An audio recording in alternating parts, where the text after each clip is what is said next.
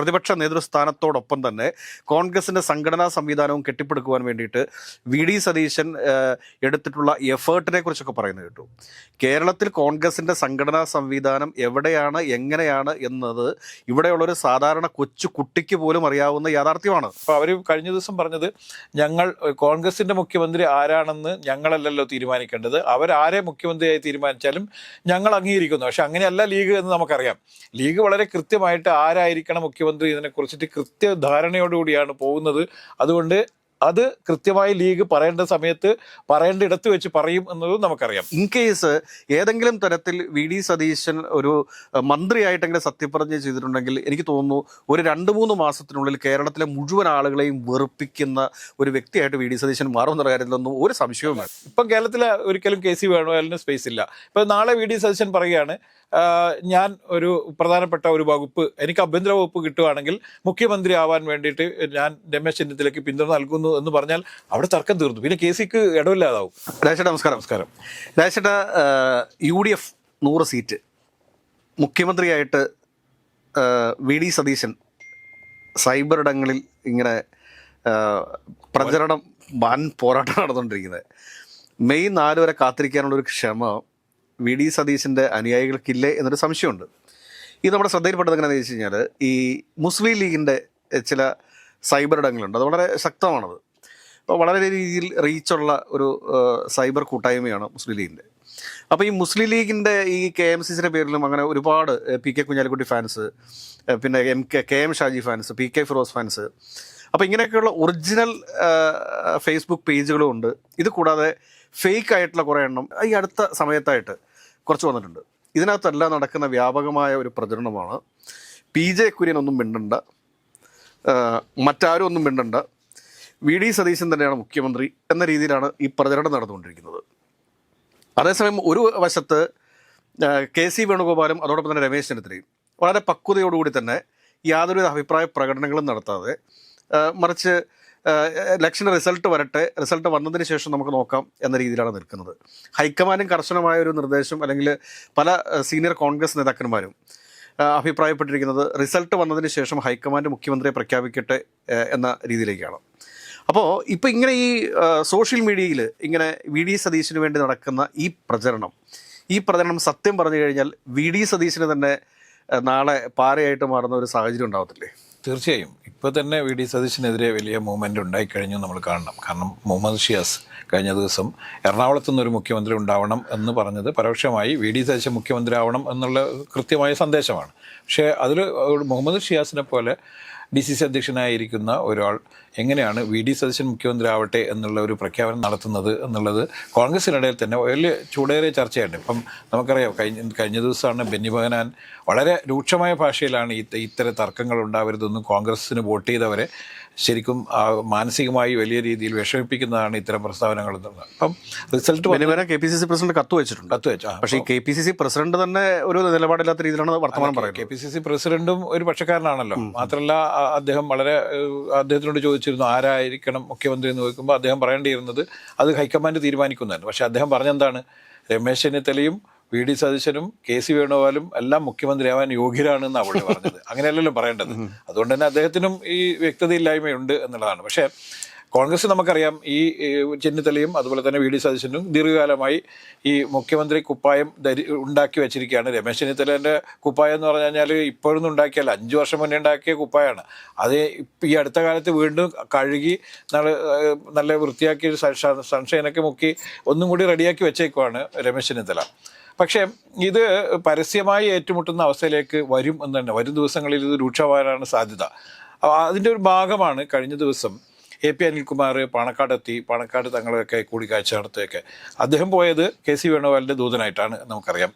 പലരും പല രീതിയിൽ പല നേതാക്കന്മാരെയും ഫോണിൽ വിളിച്ച് വി.ഡി. സതീശൻ മുഖ്യമന്ത്രി ആവണം എന്ന് ഒരു കൃത്യമായൊരു അഭിപ്രായം ലീഗിൻ്റെ ഭാഗത്ത് ഉണ്ടാവണം എന്ന് പറഞ്ഞുകൊണ്ട് സമീപിക്കുന്നുണ്ട്. അതുപോലെ തന്നെ ചെന്നിത്തല മുഖ്യമന്ത്രി ആവുന്നതിന് നിങ്ങൾ സപ്പോർട്ട് ചെയ്യണം എന്ന് പറഞ്ഞുകൊണ്ട് ചെന്നിത്തല വിഭാഗവും ലീഗിനെ, ഇപ്പം നമുക്കൊരു കാര്യം വ്യക്തമാണ്, UDFൻ്റെ ഏറ്റവും നിർണായകമായ തീരുമാനങ്ങളിൽ ലീഗിന് കൂടി പങ്കാളിത്തമുണ്ടാകും. അപ്പോൾ അവർ കഴിഞ്ഞ ദിവസം പറഞ്ഞത്, ഞങ്ങൾ കോൺഗ്രസിൻ്റെ മുഖ്യമന്ത്രി ആരാണെന്ന് ഞങ്ങളല്ലല്ലോ തീരുമാനിക്കേണ്ടത്, അവരാരെ മുഖ്യമന്ത്രിയായി തീരുമാനിച്ചാലും ഞങ്ങൾ അംഗീകരിക്കുന്നു. പക്ഷെ അങ്ങനെയല്ല ലീഗ് എന്ന് നമുക്കറിയാം. ലീഗ് വളരെ കൃത്യമായിട്ട് ആരായിരിക്കണം മുഖ്യമന്ത്രി ഇതിനെക്കുറിച്ചിട്ട് കൃത്യധാരണയോടുകൂടിയാണ് പോകുന്നത്.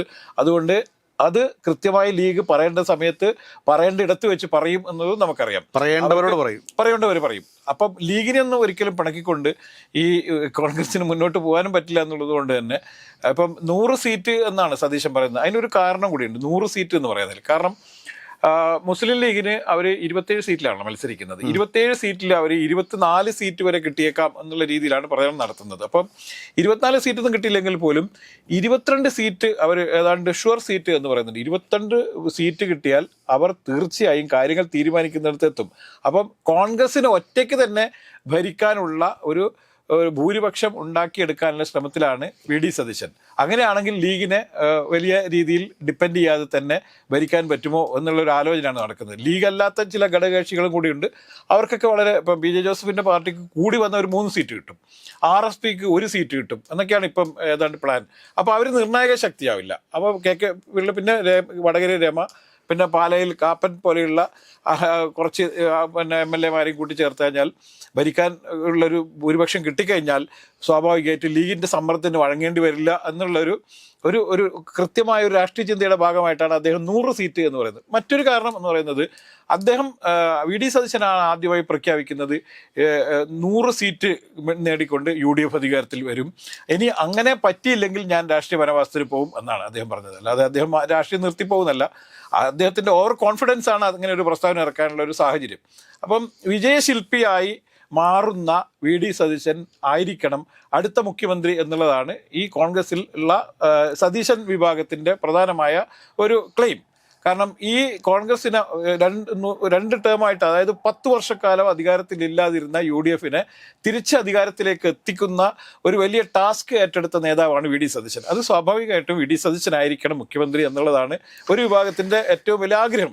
കഴിഞ്ഞ ദിവസം മീഡിയ വണിനകത്ത് നടന്നൊരു ചർച്ച, ആ ചർച്ചയ്ക്കകത്ത് വി.ഡി. സതീശനെ അങ്ങോട്ട് പൊക്കിക്കൊണ്ടേ വെച്ചിരിക്കുന്ന സ്ഥലം എവിടെയാണെന്ന് നോക്കിക്കഴിഞ്ഞാൽ, കാരണം എന്താണെന്ന് ചോദിച്ചു കഴിഞ്ഞാൽ കോൺഗ്രസിന്റെ സംഘടനാ സംവിധാനത്തെ ഇത്ര നല്ല ഭംഗിയായിട്ട് പ്രതിപക്ഷ നേതൃസ്ഥാനത്തോടൊപ്പം തന്നെ കോൺഗ്രസിന്റെ സംഘടനാ സംവിധാനവും കെട്ടിപ്പടുക്കുവാൻ വേണ്ടിയിട്ട് വി.ഡി. സതീശൻ എടുത്തിട്ടുള്ള എഫേർട്ടിനെ കുറിച്ചൊക്കെ പറയുന്നത് കേട്ടു. കേരളത്തിൽ കോൺഗ്രസിന്റെ സംഘടനാ സംവിധാനം എവിടെയാണ്, എങ്ങനെയാണ് എന്നത് ഇവിടെയുള്ളൊരു സാധാരണ കൊച്ചു കുട്ടിക്ക് പോലും അറിയാവുന്ന യാഥാർത്ഥ്യമാണ്. ഈ KPCC സെക്രട്ടറിമാരെ പോലും അല്ലെങ്കിൽ DCC സെക്രട്ടറിമാരെ പോലും നിയമിക്കാൻ സാധിക്കാത്തത്, അല്ലെങ്കിൽ പല DCC പ്രസിഡന്റുമാരെ മാറ്റി എനർജറ്റിക് ആയിട്ടുള്ള DCC പ്രസിഡന്റുമാരെയൊക്കെ കൊണ്ടുവരാൻ വേണ്ടി ശ്രമിച്ചപ്പോൾ അതിനൊക്കെ തടസ്സവാദങ്ങൾ ഉന്നയിച്ചുകൊണ്ടിരുന്ന ആളാണ് ഈ വി.ഡി. സതീശൻ എന്ന് പറയുന്ന ആള്.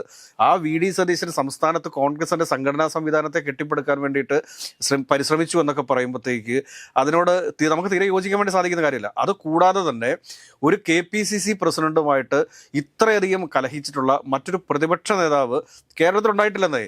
അതായത് രമേശ് ചെന്നിത്തലയും ഉമ്മൻചാണ്ടി പ്രതിപക്ഷ നേതാവ് രമേശ് ചെന്നിത്തല KPCC പ്രസിഡന്റുമായിട്ടിരിക്കുന്ന സാഹചര്യത്തിൽ ഇവർ തമ്മിൽ ഉണ്ടായിരുന്ന ഒരു യോജിപ്പ്, അവർ തമ്മിൽ ഐക്യമില്ലായ്മയ്ക്ക് ഉണ്ടായിരുന്നെങ്കിൽ പോലും എങ്കിലും പൊതുവായ ഒരു രാഷ്ട്രീയ കാര്യത്തിന് വേണ്ടിയിട്ട് അവർ ഒരുമിച്ച് നിൽക്കുമായിരുന്നില്ല. മാത്രമല്ല ഒരു UDF വികാരത്തിന് വേണ്ടിയിട്ട് ഒരുമിച്ച്. അത് മാത്രമല്ല, ഇപ്പൊ ഉമ്മൻചാണ്ടിയെ സംബന്ധിച്ചിടത്തോളം ഉമ്മൻചാണ്ടി രാഷ്ട്രീയ ചാണക്യനാണ്. വലിയ കരുണാകരന് ശേഷം കേരളം കണ്ട ഏറ്റവും വലിയ രാഷ്ട്രീയ ചാണക്യനായിരുന്നു ഉമ്മൻചാണ്ടി. പക്ഷേ ഉമ്മൻചാണ്ടി ഒരിക്കലും നേരിട്ട് കലഹത്തിന് പോകാറില്ല. അദ്ദേഹം വളരെ കോംപ്രമൈസിന്റെ ആളായിരുന്നു. നിലപാടുകളൊക്കെ കൃത്യമായി എടുക്കുമെങ്കിൽ പോലും അത് എല്ലാവരെയും ബോധ്യപ്പെടുത്തിയാണ് ഞാൻ ഈ നിലപാടെടുത്തതെന്ന് ധരിപ്പിക്കാനുള്ളൊരു കഴിവുണ്ടായിരുന്നു. ഇപ്പോഴുള്ള പ്രശ്നം എന്ന് പറയുന്നത്, വി.ഡി. സതീശൻ ഇത് ഞാൻ ഉണ്ടാക്കിയതാണ്, അല്ലെങ്കിൽ ഞാനാണ് കോൺഗ്രസിൻ്റെ ഇപ്പോഴത്തെ പുനരുദ്ധാരകൻ, അതുകൊണ്ട് എന്നെ തന്നെ നിങ്ങൾ സ്വീകരിക്കേണ്ടതുണ്ട് എന്ന് ക്ലെയിം ചെയ്യാനാണ് ശ്രമിക്കുന്നത്. രണ്ടാണത്. ഈ വി.ഡി. സതീശൻ്റെ ഇപ്പോഴത്തെ ഒരു പ്രശ്നം എന്ന് പറയുന്നത്, മറ്റ് നേതാക്കന്മാരെ ഒന്നും അംഗീകരിക്കാൻ ഞാൻ തയ്യാറല്ല എന്നുള്ളത് വളരെ വ്യക്തമായിട്ടാണ് അദ്ദേഹത്തിൻ്റെ ബോഡി ലാംഗ്വേജും അദ്ദേഹത്തിൻ്റെ ചില പ്രസ്താവനകളും. അതുകൊണ്ടാണ് അദ്ദേഹം രമേശ് ചെന്നിത്തലേനെ എന്ത് പറഞ്ഞാലും രമേശ് ചെന്നിത്തല സീനിയറാണ്. അപ്പം രമേശ് ചെന്നിത്തല സീനിയറായി നിൽക്കുന്നിടത്തോളം കാലം തനിക്കത് ബുദ്ധിമുട്ടുണ്ടാവും എന്ന് വളരെ വ്യക്തമായി അറിയുന്നതുകൊണ്ടാണ് അദ്ദേഹത്തിൻ്റെ സൈബർ ഇടങ്ങളിൽ ഈ വ്യാജ നിർമ്മിതികൾ ഉണ്ടാവുന്നത് നമ്മൾ കാണുന്നുണ്ട്. മുസ്ലിം ലീഗ് ആഗ്രഹിക്കുന്നു എന്ന് പറഞ്ഞ് ഇത്തരം പ്രചരണങ്ങൾ അഴിച്ചുവിടുന്നത്, മുസ്ലിം ലീഗ് ഇന്ന് വരെ ഒരാളുടെ പേര് പറഞ്ഞിട്ടില്ല. അവരുടെ മനസ്സിലുണ്ടാവും കൃത്യമായിട്ട് ആരായിരിക്കണം എന്നുള്ളത്. അവരും ചില ചിന്തകളൊക്കെ ഉണ്ടാവുമല്ലോ ഇതിൻ്റെ പുറകിൽ. കാരണം അവർക്കും അവർക്ക് അവരുടെ താല്പര്യങ്ങൾ കൂടി സംരക്ഷിച്ചു പോകാൻ പറ്റുന്ന രീതിയിലുള്ള ഒരു മുഖ്യമന്ത്രി അവർ അംഗീകരിക്കും. തീർച്ചയായിട്ടും. അപ്പം അവർക്ക് കുറച്ചും കൂടി സമുന്നതനായ ഒരു നേതാവ് മുഖ്യമന്ത്രി ആവുന്നതിലായിരിക്കും താല്പര്യവും. അങ്ങനെ വെച്ച് നോക്കുമ്പോൾ അവർ കെ സി വേണുഗോപാലിന് അനുകൂലമായ നിലപാട് സ്വീകരിക്കാനാണ് സാധ്യത. രമേശ് ചെന്നിത്തലയ്ക്ക് അനുകൂലമായിട്ടും സ്വീകരിക്കേണ്ട സാധ്യത. ഞാൻ പെട്ടെന്ന് ഈ സാമുദായിക സംഘടനകളുമായിട്ട് കലഹിക്കുന്ന, അല്ലെങ്കിൽ ഈ ഇപ്പൊ നോക്കൂ, SNDP ആയിട്ട് കലഹം, NSS ആയിട്ട് കലഹം, എന്തിനേറെ പറയുന്നു ഇനി നാളെ ഈ മുസ്ലിം ലീഗുമായിട്ട് കലഹിക്കില്ല എന്ന് നമുക്ക് പറയാൻ സാധിക്കില്ല. കാരണം KPCC പ്രസിഡന്റായിട്ട് K സുധാകരൻ ഇരിക്കുന്ന സമയത്ത് അത്രയും സീനിയർ ആയിട്ടുള്ളൊരു നേതാവാണ് K സുധാകരൻ എന്ന് പറയുന്നത്.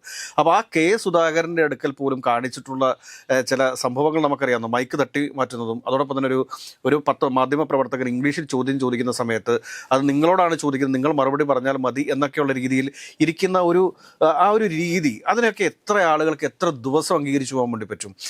ഈ ഇൻ കേസ് ഏതെങ്കിലും തരത്തിൽ VD സതീശൻ ഒരു മന്ത്രിയായിട്ടെങ്കിലും സത്യപ്രതിജ്ഞ ചെയ്തിട്ടുണ്ടെങ്കിൽ എനിക്ക് തോന്നുന്നു ഒരു 2-3 മാസത്തിനുള്ളിൽ കേരളത്തിലെ മുഴുവൻ ആളുകളെയും വെറുപ്പിക്കുന്ന ഒരു വ്യക്തിയായിട്ട് VD സതീശൻ മാറുമെന്ന കാര്യത്തിലൊന്നും ഒരു സംശയമില്ല. VD സതീശൻ കുറെ കാലമായി പറഞ്ഞുകൊണ്ടിരിക്കുന്നത് എന്താണ്, ഈ കേരളത്തിൽ ഇപ്പോൾ നടക്കുന്നത് പിണറായി രാജാണെന്നും പിണറായി ഏകാധിപതിയാണെന്ന്. യഥാർത്ഥത്തിൽ അതേപോലെ തന്നെ ഏകാധിപതിയാണ് VD സതീശൻ, അതുപോലെ തന്നെ ഏകാധിപതിയാണ്. കാരണം അദ്ദേഹത്തിന്, അതാ ഞാൻ നേരത്തെ പറഞ്ഞു, അദ്ദേഹത്തിന്റെ സീനിയർ നേതാക്കന്മാരെ അദ്ദേഹം അംഗീകരിക്കുന്നില്ല.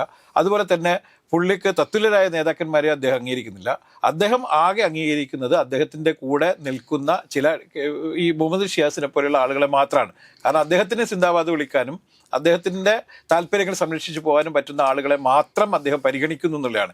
ഇവിടെയാണ് പ്രശ്നം എന്ന് പറയുന്നത്. കോൺഗ്രസ് എന്ന് പറയുന്നത് നമുക്കറിയാം, ഇപ്പം CPM പോലെയോ അല്ലെങ്കിൽ BJP പോലെയോ ഒന്നും അങ്ങനെ ഒരു കൃത്യതയുള്ള ഒരു പാർട്ടിയല്ല, ഒരു ജനക്കൂട്ട പാർട്ടിയാണ്. അതുകൊണ്ട് തന്നെ ഗ്രൂപ്പും പലതരത്തിലുള്ള അഭിപ്രായ ഭിന്നതകളും തല്ലും ഒക്കെ ഉണ്ടാവും, സ്വാഭാവികമാണ്. കോൺഗ്രസ് അത്രയും വലിയ ജനാധിപത്യ ബോധമുള്ളൊരു ഒരു പാർട്ടിയാണ്. വലിയ ജനാധിപത്യ പാർട്ടി ആയതുകൊണ്ട് തന്നെ, ജനാധിപത്യം കൂടുതലായി പോയ പാർട്ടി ആയതുകൊണ്ട് തന്നെ അതിൽ പല ഗ്രൂപ്പുകളുണ്ട്, പല നേതാക്കന്മാരും പല ഗ്രൂപ്പിന്റെ ആളുകളാണ്. പക്ഷെ ഇപ്പൊ VD സതീശൻ ഗ്രൂപ്പിന്റെ ഒരു നില പരിങ്ങിലാണ് എന്ന് VD സതീശനും അദ്ദേഹത്തിന്റെ കൂടെയുള്ള ആളുകളും മനസ്സിലാക്കുന്നു. അപ്പോഴാണ് ഇത്തരത്തിലുള്ള വ്യാജ നിർമ്മിതികളിലൂടെയൊക്കെ. ഇതിലെ ഏറ്റവും രസകരമായ ഒരു കാഴ്ച എന്താണ് എന്ന് ചോദിച്ചു കഴിഞ്ഞാൽ, VD സതീശനെ മുഖ്യമന്ത്രിയും ആക്കണം, അതോടൊപ്പം തന്നെ ആഭ്യന്തര വകുപ്പും വേണമെന്ന് പറഞ്ഞിരിക്കുന്നത്. അല്ല, അതെ, അതുകൊണ്ടാണ് പറഞ്ഞു. കരുണാകരനൊക്കെ നേരത്തെ ഈ 2 വകുപ്പ് കൈകാര്യം ചെയ്യുന്ന ആളാണ്. പിന്നെ കുറെ കാലം കോൺഗ്രസ് അധികാരത്തിൽ വരുമ്പോൾ എല്ലാം മുഖ്യമന്ത്രിന്റെ കയ്യിലായിരുന്നു ആഭ്യന്തര വകുപ്പ്. ഇപ്പൊ അതാ നേരത്തെ ഞാൻ പറഞ്ഞത്, പിണറായി വിജയൻ കഴിഞ്ഞ 2 ടേമിലായിട്ട് ആഭ്യന്തര വകുപ്പ് കൈകാര്യം ചെയ്യാണ്. സ്വാഭാവികമായിട്ടും UDF അധികാരത്തിൽ വരുമ്പോൾ മുഖ്യമന്ത്രിയായിട്ട് VD സതീശൻ വരികയാണെങ്കിൽ ഉറപ്പായും അദ്ദേഹം ആഭ്യന്തര വകുപ്പ് കൂടി വേണം എന്ന് പറയും. ആഭ്യന്തര വകുപ്പ് മന്ത്രി കൂടി അദ്ദേഹമായിരിക്കും. അപ്പോൾ നേരത്തെ ആഭ്യന്തര വകുപ്പ് കൈകാര്യം ചെയ്തിരുന്ന, ഉമ്മൻചാണ്ടി സർക്കാരിന്റെ കാലത്ത് ആഭ്യന്തര വകുപ്പ് കൈകാര്യം ചെയ്തിരുന്ന രമേശ് ചെന്നിത്തലയ്ക്ക് ഒരുപക്ഷെ മറ്റേതെങ്കിലും ഒരു വകുപ്പോ അല്ലെങ്കിൽ ഉപമുഖ്യമന്ത്രി സ്ഥാനമോ കൊടുത്ത് ചിലപ്പോൾ VD സതീശൻ അദ്ദേഹത്തിന് ഒതുക്കാൻ വരെ ശ്രമിച്ചേക്കാം എന്നുള്ളത് കൂടി നമ്മൾ കാണേണ്ടതുണ്ട്. പക്ഷെ ഇതെല്ലാം തീരുമാനവും അവസാനം വരാൻ പോകുന്ന ഹൈക്കമാൻഡിൽ. അല്ല, ഹൈക്കമാൻഡ് തീരുമാനം അവിടെയാണ് നമ്മൾ പറയേണ്ടത്. ഹൈക്കമാൻഡ് തീരുമാനിക്കുക എന്ന് പറഞ്ഞാൽ ഇവിടെ തർക്കം രൂക്ഷമാവുകയും 2 നേതാക്കന്മാരും ഒരു തരത്തിലും കോംപ്രമൈസിന് തയ്യാറാവാതിരിക്കുകയും ചെയ്ത സാഹചര്യത്തിലായിരിക്കും ഹൈക്കമാൻഡിൽ ഇടപെടുകയും KC വേണുഗോപാൽ വരികയും ചെയ്യുക. അല്ലെങ്കിൽ KC വേണുഗോപാൽ ഇപ്പോൾ സ്പേസ് ഇല്ല. ഇപ്പം കേരളത്തിൽ ഒരിക്കലും KC വേണുഗോപാലിന് സ്പേസ് ഇല്ല. ഇപ്പൊ നാളെ VD സതീശൻ പറയുകയാണ്, ഞാൻ ഒരു പ്രധാനപ്പെട്ട ഒരു വകുപ്പ്, എനിക്ക് ആഭ്യന്തര വകുപ്പ് കിട്ടുകയാണെങ്കിൽ മുഖ്യമന്ത്രി ആവാൻ വേണ്ടിയിട്ട് ഞാൻ രമേശ് ചെന്നിത്തലയ്ക്ക് പിന്തുണ നൽകുന്നു എന്ന് പറഞ്ഞാൽ അവിടെ തർക്കം തീർന്നു. പിന്നെ KCക്ക് ഇടമില്ലാതാവും. അതുകൊണ്ട് ഈ തർക്കം രൂക്ഷമാവേണ്ടത് KC വേണുഗോപാലിന് അത്യന്താവശ്യമാണ്. അദ്ദേഹം തന്നെയാണോ ഈ തർക്കങ്ങൾ കുറച്ചുകൂടി രൂക്ഷമാക്കുന്നതെന്ന് പോലും നമ്മൾ ആലോചിക്കേണ്ടതുണ്ട്. അതുകൊണ്ട് കേരളത്തിലെ കോൺഗ്രസ് അധികാരത്തിൽ വരുമോ ഇല്ലയോ എന്നുള്ളതാണ് ആദ്യത്തെ ഒരു വിഷയം. അതുകൂടി കഴിഞ്ഞിട്ട് തർക്കം മതിയായിരുന്നു എന്നുള്ളതാണ് കോൺഗ്രസിനെ സ്നേഹിക്കുന്ന ആളുകളുടെ ഇപ്പോഴത്തെ ഒരു അഭ്യർത്ഥന.